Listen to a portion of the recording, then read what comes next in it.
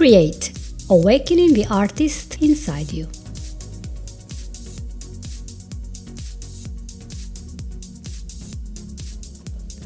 Hello everyone and Happy New Year. It's the 1st of January and I'm recording episode 26. Today we are going to talk about New Year resolutions. I hope you all have some of them and I hope that you are encouraged, that you are able to do something more than just start them in January and do nothing about them in February. So this is exactly what happens. I remember going to the gym a few years ago. I stopped 2 years ago and then COVID came. And when we went to the gym, it was typical to see a group of about 20-25 people. However, every year in January, you will see a huge intake of new people, maybe 10-15 more people. They would come very excited about the change, the new fitness regime, the new exercise. It was a weightlifting class. They would come and they would keep coming until February. In February, 5 to 8 people would just stop coming. By March, we only had maybe 1 or 2 of the original people that have added themselves to the big class that we already had. And all these people attended for the rest of the year.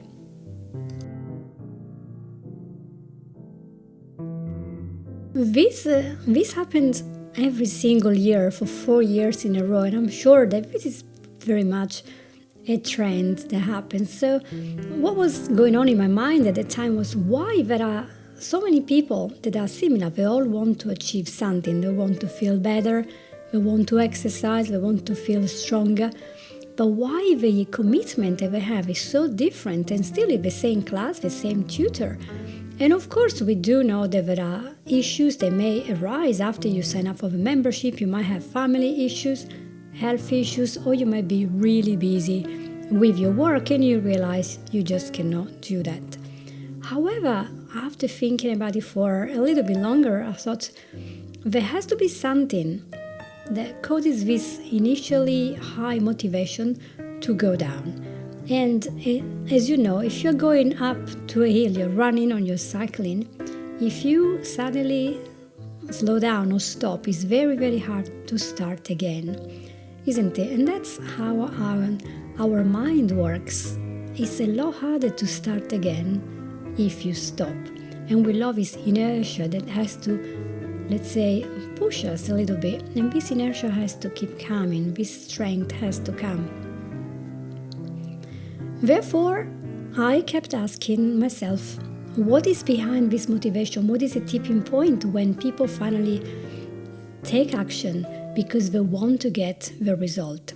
So I did a lot of research, and to cut it short, I found out that it's just really about keeping to what is familiar. If we are not used to do something all the time, like working on something important, for example, work or our marketing, maybe getting ourselves fitter or becoming more spiritual or developing a hobby, we have to keep this habit, and we tend to stick to the old familiar habits because they are so ingrained.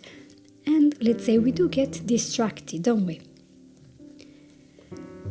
So as I said before, many times, as I found out, is that we tend to step into action when the pain of our current situation is higher than the pain of changing the routine, changing our habits.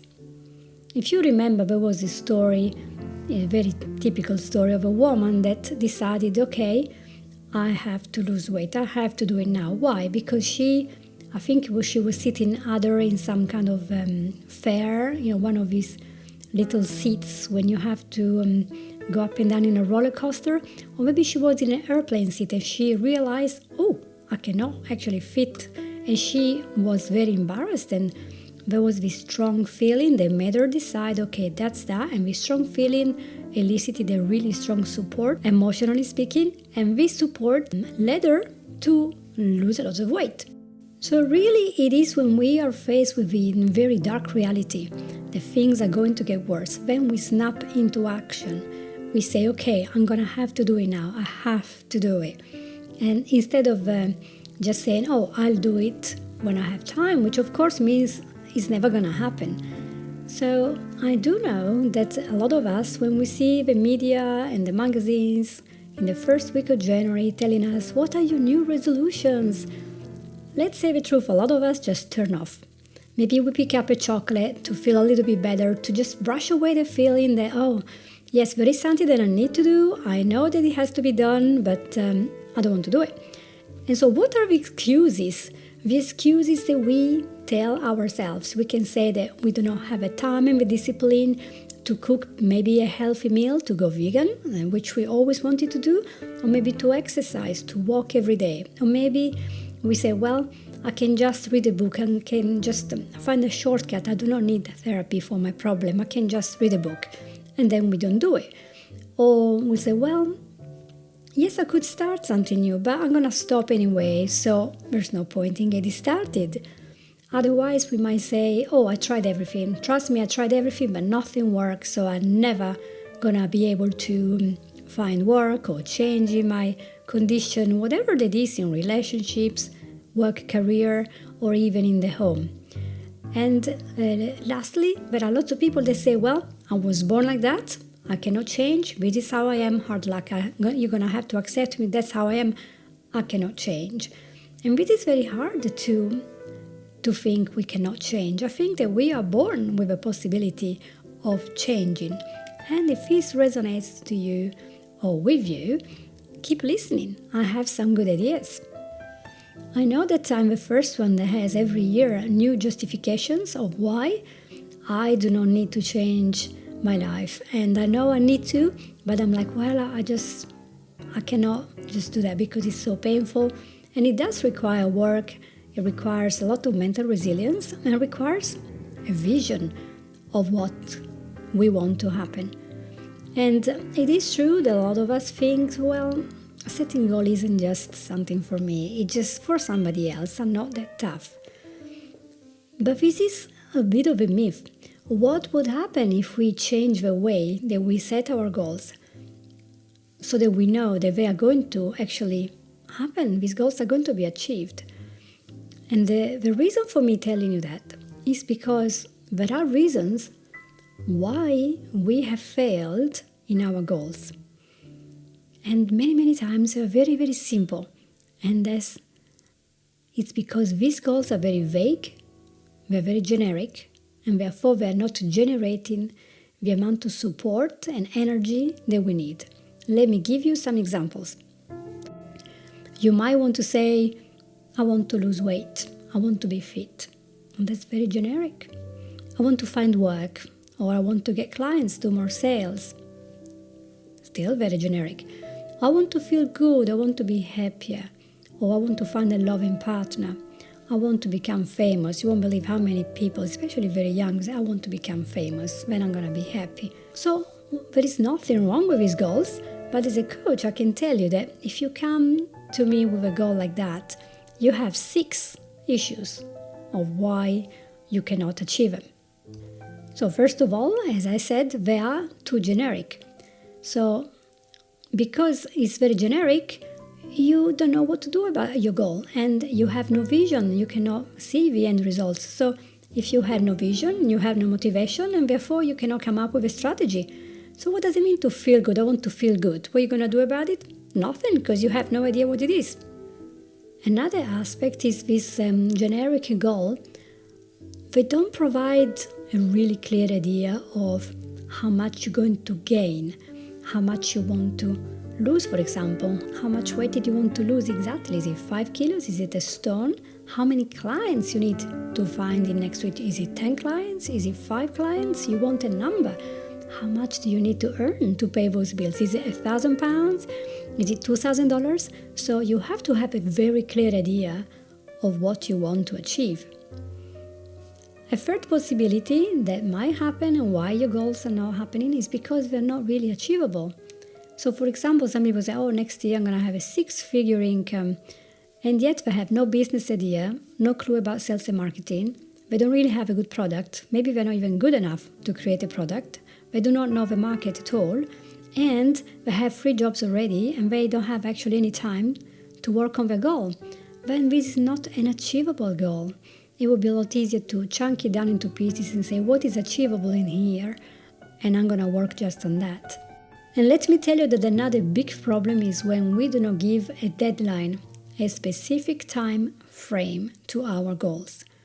For example, I always wanted to become a singer, a painter, I wanted to become fit, I wanted to learn cycling, I wanted to be getting a PhD, I want to be the president of a company. That's wonderful. But by when? By 80? By 50? If you do not have an idea, then you do not have an idea what you do every month, every week, and every day to achieve your goals. So you really need to be specific about that. And finally, another thing which is very surprising, a lot of people, they have not written down their goals. And I always say that a goal not written down is merely just a wish. It's never going to happen because your mind will not even start accepting this idea until you take solid action, you start taking notes, brainstorming, talking about it, adding this to your calendar. So you have to start writing down things. So if 2021 is the year when you want to have a difference in your life, you want to make sure that it's based on a SMART goal. SMART is an acronym for specific, measurable, attainable, relevant, and time-bound. So these are foundational aspects that you will see in every business training. So let's go to number 1, specific. You don't stay generic. You say, I want to lose exactly 10 kilos. I want exactly 5 more clients. I want to date 5 people this year. I want to read 3 books. I want to sell 2 properties a week. So you have to be very specific. Number 2, your goal must be measurable. Your company wants to reach 1,000 people. You can check that. You can exercise for a full hour and feel good. So you spend 4 hours a week working on that. You want to nourish yourself. You want to grow your hobby. Where is the box you're going to tick to say, yeah, I spend so much per week? Where is your time being allocated for that? If you cannot measure, like I have come out with X results, then it's very difficult later on to see if you have achieved it and to move across your journey towards your goal. Number 3, your goal has to be absolutely attainable. So you must be realistic about this goal. So, for example, we are in the middle of a pandemic, so maybe some of your goals are not possible because there are rules and regulations that make them impossible. So go back to your drawing board and create something that is realistic, possible. You see that other people with your set of skills, with your experience, have done it. You are grounded. You know you're capable. All you need is the work. Number 4, your goal has to be relevant. So it has to really be useful for you. For example, let's say that you have to do sales and you have statistics and you see that your stats show that you have a very high level of engagement in your Instagram content, but this is not translating into a high level of sales. However, you notice that your Facebook Lives are translating into sales. So there is no point in setting a goal to improve your Instagram engagement because that does not translate into the sales you want. So you really want to make sure that the action you're taking is going to bring you something. And as we said before, your goal has to have some boundary, time. You have a realistic deadline, therefore you work and you think, okay, I can achieve this. I cut it into chunks. I divide them in 12 months. For example, I can lose 2 kilos a month for 12 months, or I can find a new client a week for 52 weeks. You want to achieve a very specific, very measurable result because you're working smart. It's easy to say, oh, well, that is all stuff that I knew. Yeah, but have you actually done it? Because once you have determined what you want to achieve, it's very specific. You know why you want it. You know how you will feel when you have it. Then you will achieve a vision of what your goal will be like and will feel like. And then you can really have something big on your hands. You will feel the energy. You can sit down with your friend, with your husband or wife, with your coach or mentor, with whatever you like, and work out your strategy. Ask for help. Some people can help you to do this. and set up the actions that will lead you to achieve your goal. So the next step after that is to list the steps that you need to take in chronological order. So what has to happen for you to have lost 20 kilos by December? Obviously, you want about 1 kilo per month. So what do you have to do in January to lose 1 kilo per month? So that means you have to pick up your calendar and start writing down what you will do and when you will do it. So the thing to remember is that it doesn't matter if you are running for president of the United States, or you want to improve your mental wellness, or you want to potty train your toddler, it doesn't matter. But unless you write down your specific steps in your calendar, you're more likely to forget all about your goals. And your busy life is more likely to take over, and another year will pass and you'll say, oh yeah, I wanted to, and it didn't happen. So remember that your final purpose for any goal you have is always to feel happy, which is really the main reason behind all the actions when it comes to the crunch. If you think that's what people do, but they do things because it will bring them pleasure. Why? Because our mind is always taking us towards pleasure and far away from pain. So for example, let's give you a bit of an actionable example. Let's say that you have a fitness goal. You weigh, 70 kilos and you want to lose 12. But you want to keep the weight off. You don't want to bounce up and down. And you also want an exercise routine to make you stronger. And you want 30 minutes a day of that. So 12 kilos equal 1 kilo every month. So you write down that by January, you're going to go on, from 80 to 79, 78 or whatever it is. And so you are able then to track your goal because you see where you're going with your numbers there. Then you want to add in your calendar every day 30 minutes of exercise, and then specify, maybe on Monday you're going to do aerobics, maybe on Tuesday you want Zumba, Wednesday you want weightlifting, Thursday you're going to go running. Doesn't matter what it is, you have to write it down. And once you get your 10 days straight into a new routine, things start to become easier. You have a new routine, it's more familiar, and it will help so much if you have an accountability partner, if not even a coach or a mentor who is doing the same thing, who understands where you are. So it's going to be very helpful to give the kind of emotional support that you need to keep moving. And moving to business goals. If you want to find 10 clients a month, and you do know that they respond very well to your Facebook Lives, then you have to add in your planner just how many number of Facebook Lives you will do every week. Then you prepare a content calendar for 30 days. Then you schedule the release and you prepare 30 Instagrams or Facebook memes or posts to make your event known to the public. So you have an organization, a structure, and your numbers. Let's say that you want to develop a relationship goal. Maybe you wanted to feel closer to a loved one, your son, your daughter, your husband, your wife. So you want to spend more time together. You decided that's how you're going to achieve it. You want to do meaningful things that you both enjoy. So you worked out what to do. Then you have to add this in your planner. You have to put some calm chats of half an hour, maybe every week, to find out what is something that you both enjoy doing together. You want to add an hour outdoors or with no media once a week, maybe a service project every 10 months or every month, or maybe 10 minutes a day that you're just chatting with nothing turned on, no mobile phone, nothing. Whatever it is, you want that in your planner. So to close this, every time you have a goal, you want to ask yourself, what is the end result?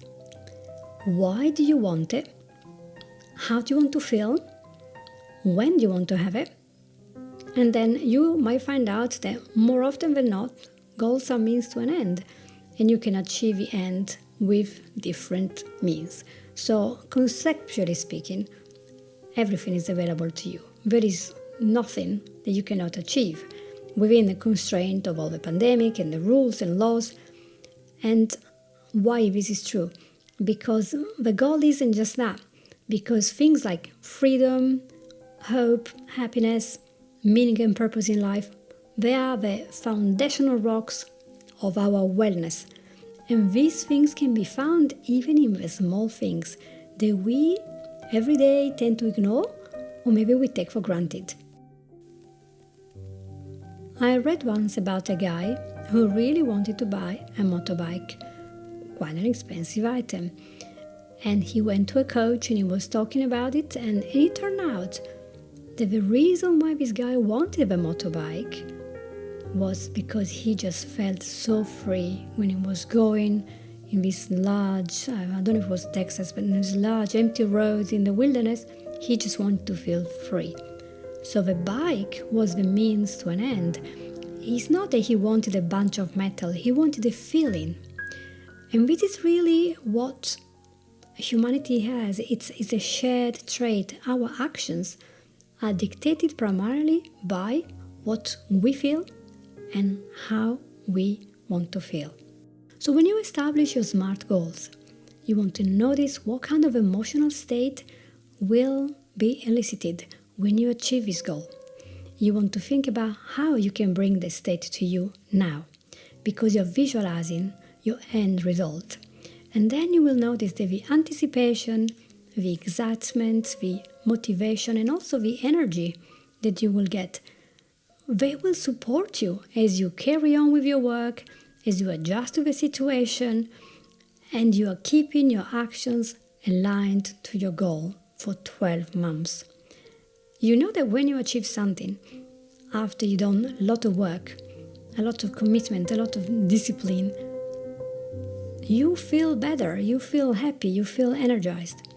But as your vision expands and you are keeping a razor-sharp focus on your end result for 12 months, and your focus is also on this effective strategy, you will be experiencing much more joy, much more purpose from day one.